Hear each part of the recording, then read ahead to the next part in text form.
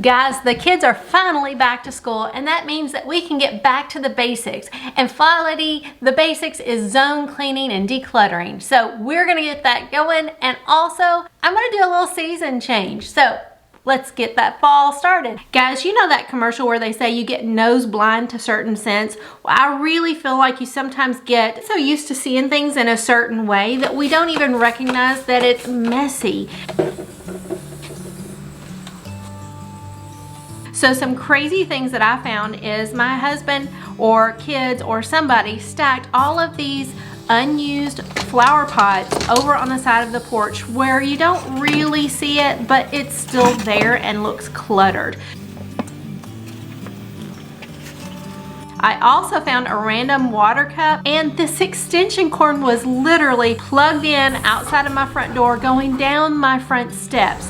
What kind of an impression is that to someone that's coming up my porch for the first time with glasses and cups and dirty planters everywhere?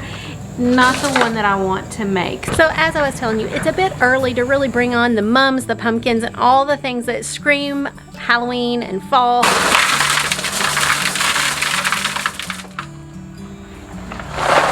So what I've done is I'm just transitioning things into more of those color schemes, but I'm not going traditional just yet. But I found these beautiful flowers at Lowe's. They were in the summer section, but they've got a mix of yellows and that rusty reds, and it is perfect to bring in those colors here at the door without having to go hunt for mums. In fact, I did look, and there are no mums right now. They're just at least a month away. So I'm ready to bring in some colors. I found these, and I found these other really cool things. Let me show you. We also noticed these little guys, and they're so cute. These are peppers, little bitty peppers, but don't they just have that little bit of texture and a little bit of yellows and oranges that really feel like, you know, end of summer, beginning of fall? You guys, my entry is super small, so basically it is just this big, tiny little thing.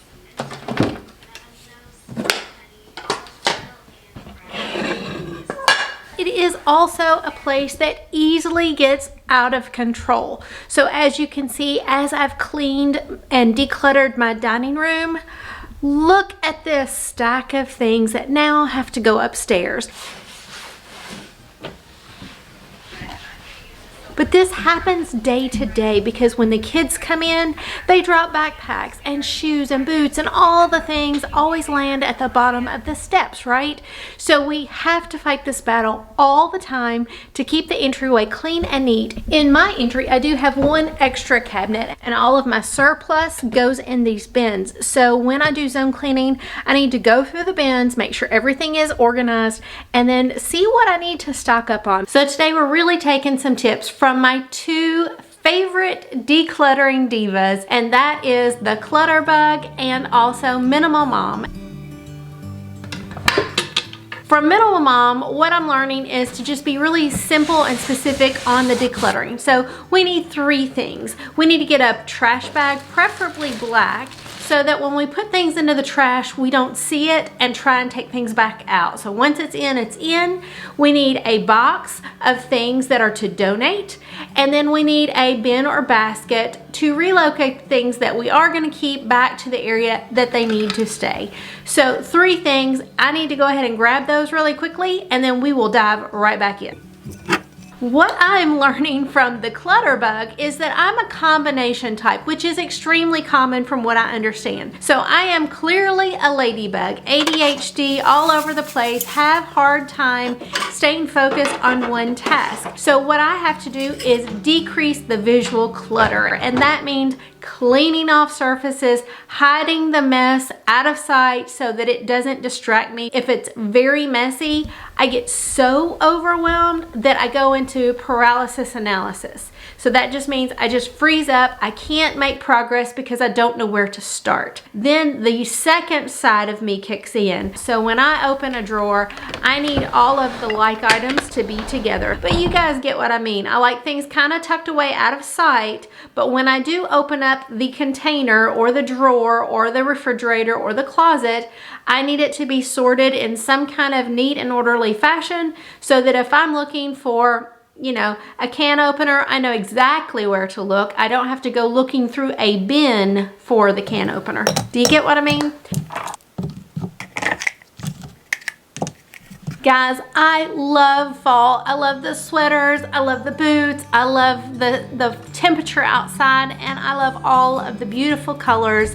Let me just tell you, over the last couple of years, people have gone crazy about seasons and changing and decorating and all the things. So what I have had to do is kind of slow my roll and not go directly to Michael's and buy all the things, not go directly to Hobby Lobby and spend my entire paycheck to decorate my house for fall. Let's remember, I'm not a millionaire, and I doubt that you are either. So some things that I'm trying to do to stretch the budget and make it work is to use what I have. So always start with shopping your house. So I brought down the fall decorations that we already had, and I did go a little bit crazy at the end of season last year when they threw the fall stuff on clearance at Big Lots. Your girl racked up. I read this somewhere that in August and September, focus on the back to school stuff. In September, focus on maybe apple picking and, you know, bringing in a little bit of change of season. So maybe bring in the greens, the yellows, and a little bit of oranges and reds. And you can always use the neutrals. And the neutrals are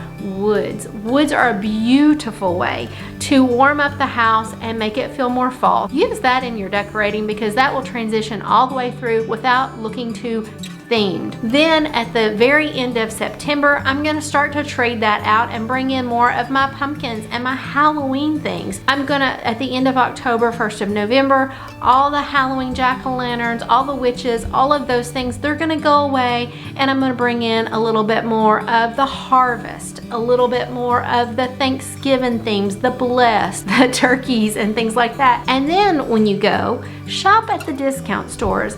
Dollar Tree is excellent. Big Lots is by far my favorite store here locally to buy those cute things that I can add in. I'm excited a little bit more than the average because I realized as I was cleaning and decluttering, this is the first year that I am staying at home during the holidays, because last year I actually resigned just before Thanksgiving and we did a whirlwind trip, and then we did a crazy Christmas because we had our first grandbaby, and so it was just a blur. But I never had that time to like plan it out and to decorate it a little at a time and all the things. And working mamas, I completely understand, and it is stressful when you add one more thing like decorating onto your never-ending list of things that you need to do. Don't get caught up in it. If you want to just add a pumpkin on the table and that is it, don't worry about it. Let your kids help you decorate. They would love it. Let go of perfectionism. Let them put things where they want it, and you just keep it as clean and neat as possible. That's all that you need to worry about. Okay guys, so as you know, I adore the FlyLady Plus system, and so I've got my iPad out and I'm just gonna check off some things. So basically you just open up the app, yay, welcome. And it is so easy breezy, and I have a video if you're wanting to know a bit more about how to do FlyLady Plus and how simple and easy it is. But you can go and you can mark off the things that you're currently doing, right? But the problem is I may not do all of these things. For example, I do not need to go through and clean out dead plants off of my porch because I don't have any plants on my porch right now. I already killed them a month or two ago. They're dead, they're gone. I just had those planters I had to toss. So sometimes there's gonna be things on this list that either number one, you don't need to do, or number two, you're just simply not gonna have time to get to. So what I do when I'm looking at my zone cleaning checklist is I kind of prioritize the things that I see need to get done, and then any extra time that I have that week, I can do these extra things, but I'm not gonna get it all done. I never get to mark everything off the list. And here's what I wanted to tell you. Don't get caught up in the list because she throws a lot of different options on the list. Remember, with FlyLady, we're doing things every week so that the house always looks pretty good. So it's not that we're doing one zone cleaning one time this next couple of months. we're zone cleaning every week. So eventually we're gonna get all of the things checked off if you just keep following the system. If I know that my week is crazy and I wanna take 30, 45 minutes or an hour on one day instead of 15 minutes over several days, that's completely fine. This is all yours. It is yours. No one's gonna police you. No one cares. This is your home. This is the way you do it. So if you wanna knock out zone cleaning and do the entire list in one day and you've got the time, then jump on it. But don't you dare act like you're failing because you didn't mark everything off the list or you ran out of time, because that is the reality. The reality is this is a process. This house is never gonna be perfectly clean. You're never gonna have a day where there's absolutely everything is perfect and nothing needs to be done. It's never gonna happen because living humans are here. You know, human beings who use the bathroom and eat and change clothes, they are here. So every minute of every day, you're fighting a battle against the chaos.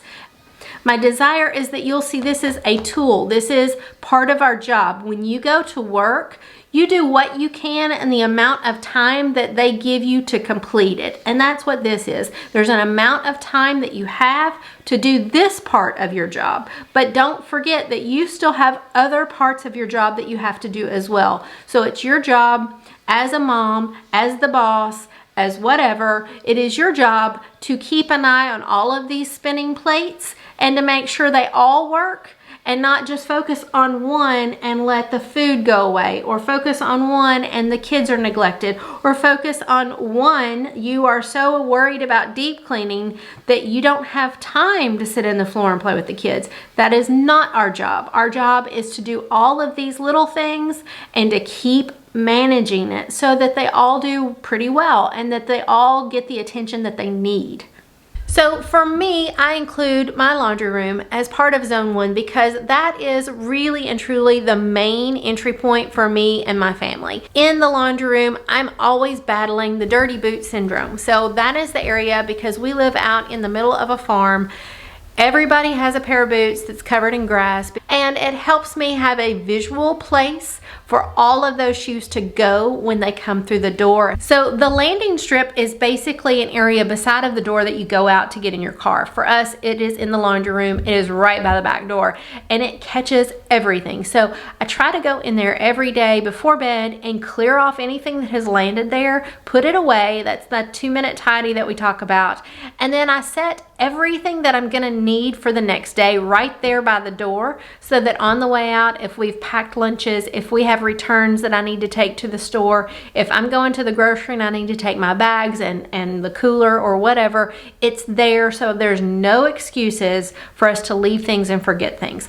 So it's a great way to just stay on top of things when school starts back and there's a lot going on. Have one designated space that is truly next to the door that you're going to walk out of. It's the catch-all place that naturally catches everything.